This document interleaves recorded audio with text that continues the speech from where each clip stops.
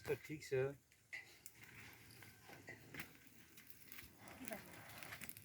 तेल लगाइदिए अलिकति यहाँ छ उब्रिएको छ तेल लगाए भयो तेल।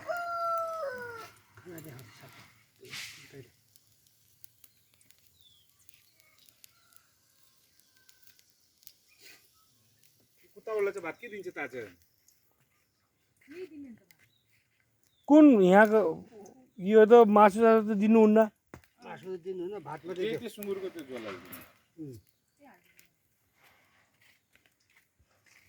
मासु त नदेऊ है।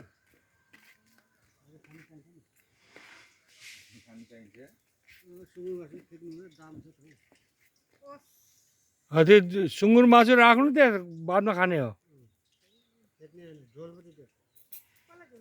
450 भयो 450 भयो त किलोको 480।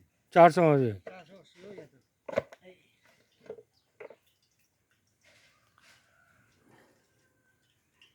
900 रुपियाँमा लिएर मैले 900 के 1000 रुपियाँ गरेँ। कसरी 1000 हो? त्यो अलिकति हालिदिनु न मासु 500 मतलब 500 गरे।